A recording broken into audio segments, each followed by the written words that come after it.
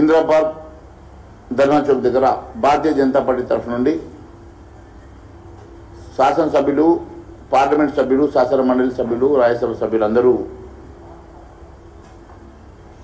రైతు దీక్షలో పాల్గొనబోతున్నాం. ఈ తెలంగాణ రాష్ట్రంలో ఈ రాష్ట్ర ప్రభుత్వం ఇచ్చినటువంటి తప్పుడు హామీలు నెరవేర్చకుండా కాలయాపన చేస్తూ రైతాంగాన్ని మోసం చేసినటువంటి ప్రభుత్వం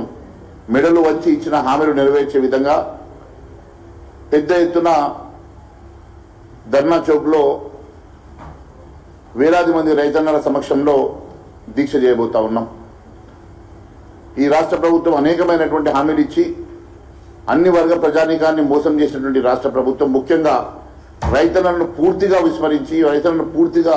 మోసం చేసి ఇచ్చిన ఏ ఒక్క హామీ నెరవేర్చకుండా తప్పుడు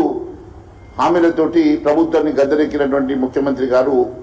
ప్రజా సంక్షేమాన్ని గాలి కుదిరేసి పూర్తిగా మోసపూరితమైన మాటలతోటి ఈ రాష్ట్రంలో అరాచకమైనటువంటి పాలన చేస్తున్నటువంటి కాంగ్రెస్ ప్రభుత్వానికి వ్యతిరేకంగా మేము చేయబట్టేటువంటి దీక్షలో పెద్ద ఎత్తున రైతన్నులతో పాటు భారతీయ జనతా పార్టీ నాయకత్వం, భారతీయ జనతా పార్టీ శాసన సభ్యులు, శాసన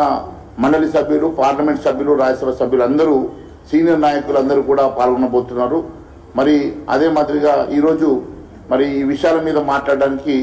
మరి సీనియర్ నాయకులు, పార్లమెంట్ సభ్యులు ఈటల రాజేందర్ గారు, అదే మాదిరిగా కాగజ్ నగర్ శాసనసభ్యులు పాల్వై హరీష్ రావు గారు, వారితో పాటు మరి భారతీయ జనతా పార్టీ నాయకులు చాలామంది ఈరోజు మరి ప్రెస్ మీట్లో అడ్రస్ చేస్తూ రేపు పెద్ద ఎత్తున రైతులు వచ్చి మాకు మద్దతు పలికి మమ్మల్ని ఆశీర్వదించాల్సిందిగా మీ ద్వారా నేను పిలుపునిస్తా ఉన్నాను. ఖచ్చితంగా భారతీయ జనతా పార్టీ ప్రజల పక్షాన్ని నిలబడి ప్రజా గొంతుకై ప్రజల పక్షాన, ఈ అట్టడుగు బడుగు బలహీన వర్గాల పక్షాన, రైతన్నల పక్షాన, అన్ని వర్గాల ప్రజానీకం సంక్షేమం కోసం భారతీయ జనతా పార్టీ ఎల్లప్పుడూ ప్రజా గొంతుకై పనిచేస్తుందని, ప్రజల పక్షాన్ని నిలబడుతుందని మరొకసారి తెలియజేసుకుంటూ మరి ఖచ్చితంగా రేపు పెద్ద ఎత్తున